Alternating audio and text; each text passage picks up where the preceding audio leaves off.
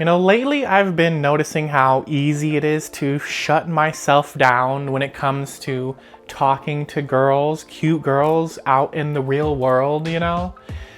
Just buying into old fear-based beliefs, defense mechanisms, just old ways of being. And it really is just a defense mechanism. It's this perceived fear, perceived rejection, and then it's like, oh, I better protect myself. I might as well completely avoid the interaction altogether so as to avoid the pain of either looking like a fool, getting rejected, making them uncomfortable, whatever have you. But ultimately, I've been realizing that, it's not me to shut myself out from the world and to never ever talk to a girl that I'm maybe interested in talking to. And I've gotten so many examples lately, honestly.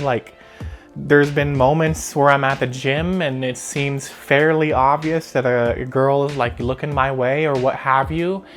And I'm just sitting there, even though it's I want to, push myself to look or to talk or whatever have you, I'm just completely forcing myself to stay, locked in, just no eye contact. It's almost as if I'm the only person that's existing in the whole room. No one else is there. And I'm just refusing to look over out of fear. And it's it's just oh, I don't need any of this. It's all these excuses running through my head, talking about why I shouldn't and whatnot. But it's nonsensical ultimately. I even have an interesting example because, I work at a restaurant where we sometimes have performers come and, play music and whatnot. And I had this recent example where there's this one amazingly beautiful girl. And there was this moment where she's basically, taking a break from her performance and she's sitting in this kind of lounge area right behind the desk I'm at, which, I'm a host, so I'm in the front just sitting there chilling. Perfect opportunity to just sit down and talk to her. I even, kind of walked past her and kind of gave her direct eye contact, saying, hey, what's up? And, I had the confidence to do that, but I didn't have the confidence to talk to her.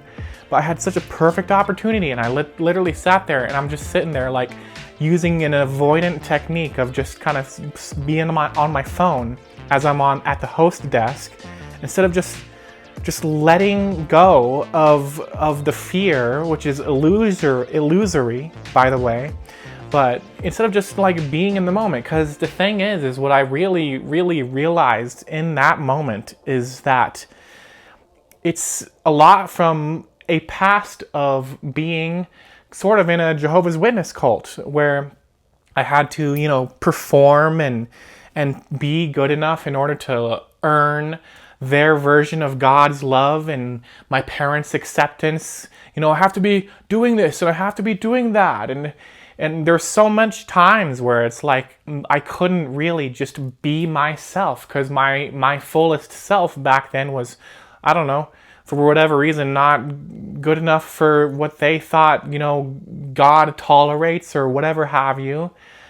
And so it's I developed this sense that being myself equals unsafety, and I have to put up this guard. So it's almost I projected that into this further now moment where it's oh, if I have to go up and I have to be good enough, I have to prove that I'm attractive or charismatic or whatever, and I can't screw it up, and I have to be just interesting, and I have to be suave, and I have to know what to say. And I have to, earn her favor. So it's and then it's so that's basically what's going on in any and all interaction or potential interaction with a girl. So then it's I just completely avoid it because it's I'd rather just not face the pain of, I don't know, not being good enough. But that's a whole nother nonsensical thing. It's what do you mean not good enough at being yourself? But nobody can be you other than you. So how can you be not good enough, right? That doesn't make any sense, literally at all. So I mean, I'm learning that, you know, being present, just being present, just allowing and being in the moment is the answer. Just opening up. Nobody can validate you, and that means that they can't invalidate you either. So if someone, you know, rejects you or gets awkward, well, first of all, if they're getting awkward and that's plainly obvious, you just move on. You don't hold on and make it a weird moment. But if they're rejecting you, then so what? That just means that you're not a vibrational match, right? It doesn't mean that you're not good enough. It doesn't mean that you're not going to find somebody. So it's just this, it's like, this is what I'm talking about when it's like, you know, the reason why you have negative things is because you're holding on to a belief system that's nonsensical. And when you see it for how nonsensical it is, you really let it go. And beyond that, you're just making a choice. It's no longer an unconscious habit. It's a choice you're deliberately making to go back and make that negative decision. So it's like, I mean, you know, in the past, I've had many moments where I've talked to girls, I've gone up to them, I've made eye contact, but then it's like I've made the choice to go back into the old self, the old fears of refusing to make eye contact, refusing to talk, refusing to initiate. And it's, you know, that's the thing with healing. You know, it's not some like, oh, I'm just better now, I'm just healed, I'm just perfect. No, it's like an up and a down with a gradual increase of your baseline as you go through contrasting experiences and learn more of how you prefer to be as a person. And that's really what life is all about, you know, being the fullest version of yourself that you can be. That's the purpose to life, is being yourself. So, you know, I've had these many experiences, like, I mean, even though like several months ago, there was this one experience I had where this girl, it's funny because the initial interaction I had with her was like looking her dead in the eyes with a confident, you know, stare. And apparently she liked that because she kept showing up around the time I was working out. And, you know, it was fairly obvious to me that she was trying to get me to talk to her or whatever, just putting herself in my vicinity, etc. But I never did anything with it. And I created so many excuses as to why I shouldn't. And it was just nonsense. It was, instead of just taking the moment and going and doing it, it's not a risk. You define it as a risk, and that's why it feels like something difficult. And then, you know, your mind chatters away and comes up with all these reasons as to why not. But it's so stupid. It's like if you just go up and you fully express yourself, what's there to lose? Not a damn thing, right? Like either they vibe with you and you click, or they don't and you move on. You're never ever gonna get anything out of anything if you never take action and never do anything.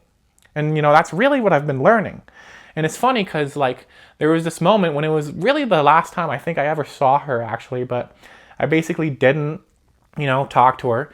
And then I was afterwards beating myself up so much that I basically, you know, I went to work shortly after and I walked out of my job at the beginning of the shift because I was so like emotionally distraught over beating up myself over a perceived failure. And I mean, that's a whole nother tangent about, you know, not abandoning yourself and beating up on yourself when, you know, things seemingly go wrong or when you make a mistake. But it was a learning lesson. And, you know, that's how you really take negative experiences and turn them into positive ones, is by like, what can I learn from this? How can I be better next time?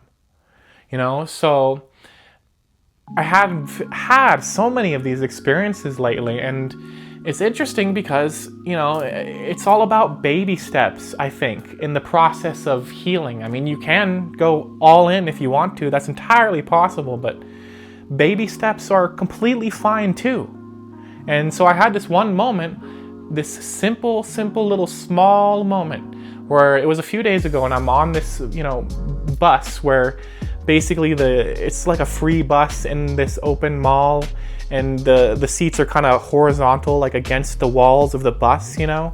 So I'm sitting and this girl comes in and sits like a few seats down to me. I see her like look right at me as she's coming over, and she sits in a way that's like her body's like literally kind of angled right towards me. So just out of the corner of my eye, it seems very plainly obvious that she's physically attracted to me.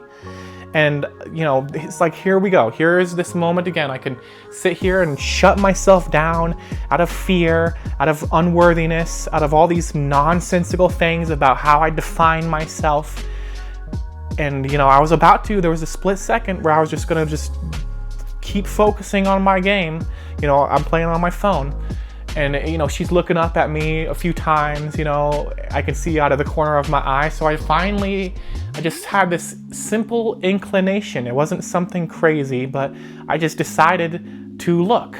And, you know, to walk back just for a moment here, oftentimes the reason why I wouldn't look is because it's like, oh, if I turn my head and I look, it's gonna be completely obvious that I'm looking at them, and they're gonna feel weird, or it's gonna be whatever, and I'm gonna be a weirdo, or whatever the fuck else, or something, right? So it's like, because I had to like literally like look way over, turn my body and my entire head and look at her, and I did.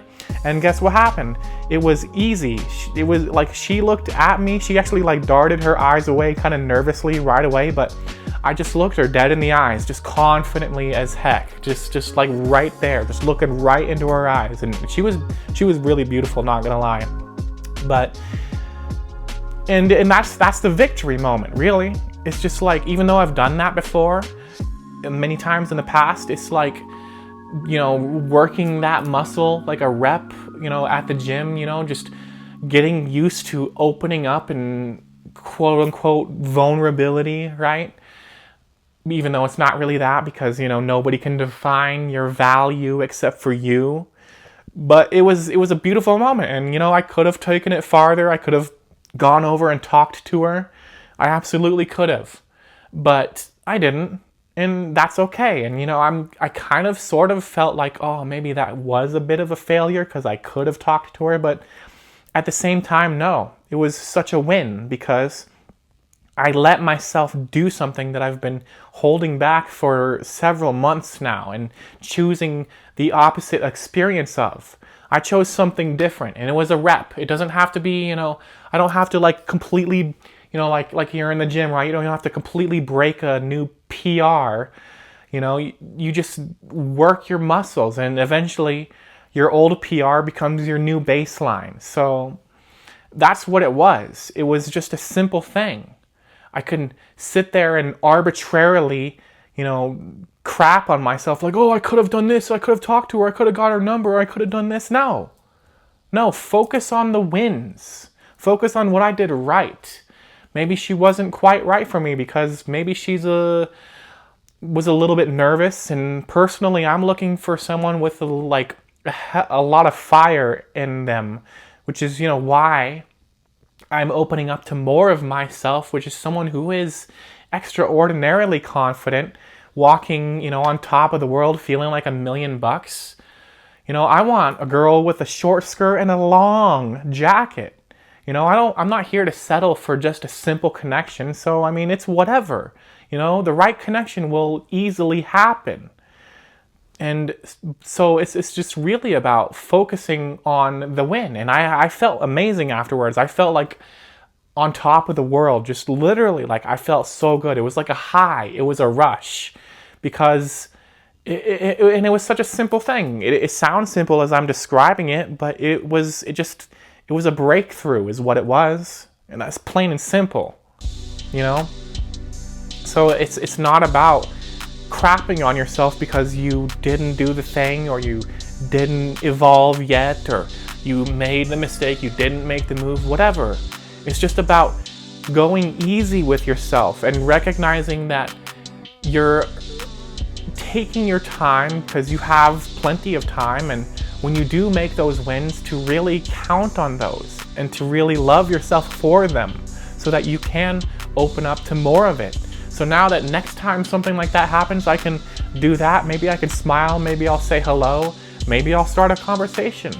It's about baby steps. It's about, you know, dipping your toes into the water as fast and as quickly as you're comfortable with. And maybe that's slow sometimes, and that's completely all right, because it's up to you. It's your reality after all. So it's like, instead of continuing to choose this version of myself that's not enough and feeling the pain and then projecting that outwards, you know, being like, oh, I don't need any of them anyways. They're all shallow, or they're all bad people, or whatever the hell, and you know, all that nonsense, which is just the negative belief system yammering on inside of you, doesn't want you to let go of it. Instead of doing that, you know, I let it go. And I know I'm ready to move forward. I know I'm ready to be a better version of myself.